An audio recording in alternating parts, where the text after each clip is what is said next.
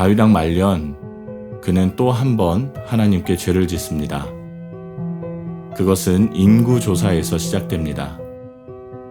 인구조사 자체는 죄가 될 수 없지만 그가 조사한 대상이 칼을 빼는 담대한 자로 볼 때 왕권 강화와 세력 확장을 위해서 실행함을 알 수 있습니다. 지금까지 이스라엘의 전쟁은 하나님으로 인해 승리했습니다. 그러나 군대의 수를 헤아림으로 하나님께 독립하려는 쿠데타를 일으킨 것입니다. 다윗의 인구조사로 인해 하나님은 3일간의 전염병을 이스라엘에 내리십니다. 이로 인해 이스라엘 사람 중 7만 명이나 죽게 됩니다. 하나님은 약속을 지키시는 분입니다. 그런데 하나님이 약속하신 3일간의 징벌을 완료하지 않으시고 어느 특정한 장소에서 징계의 손길을 거두십니다. 그곳은 아라우나의 타작마당입니다. 하나님이 왜 이곳에서 재앙을 멈추셨을까요? 아라우나의 타작마당은 역대하 3장 1절을 보면 모리아산입니다. 모리아산이 어떤 곳입니까? 모리아산은 하나님과 아브라함의 추억이 있는 곳입니다. 하나님을 믿지 못해 애굽으로 가서 아내를 여동생이라 거짓말하던 아브라함이 하나님의 명령에 절대 순종하여 이삭을 하나님께 드리던 장소가 모리아산입니다. 이곳은 이스라엘의 믿음의 기초가 되는 장소였습니다. 또한 하나님의 약속이 스며 있는 곳이며 밤하늘의 별, 사막의 모래알같이 아브라함의 자손이 창대해질 것임을 선포한 곳입니다.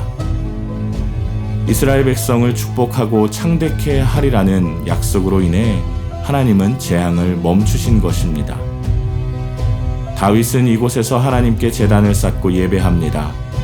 그리고 이곳은 하나님의 진노가 완전히 멈춘 용서의 땅이 됩니다.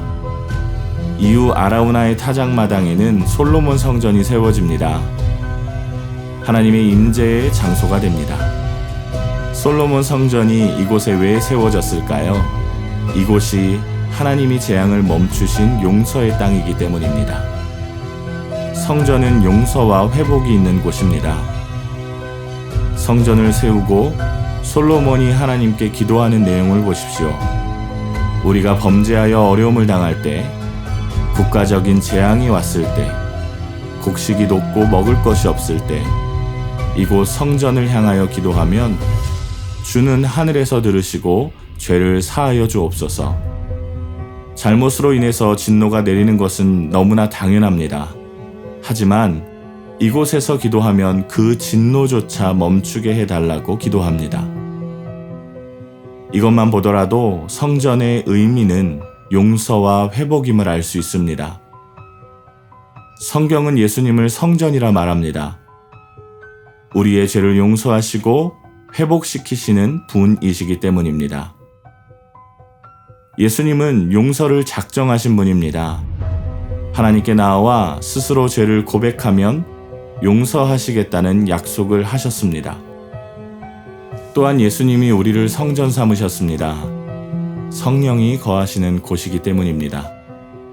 그렇기에 우리로 인해 하나님과 사람의 관계가 회복되고 용서가 이루어지는 일이 일어나야 합니다. 그것이 바로 하나님께 인도하는 것입니다. 하나님의 자녀로 하나님의 뜻하신 바를 이루고 주님이 원하시는 삶이 우리 안에 나타나기를 원합니다. 특별히 성전 삼으신 은혜에 힘입어 여러분을 통해 하나님의 통치와 질서가 세워지기를 축복합니다.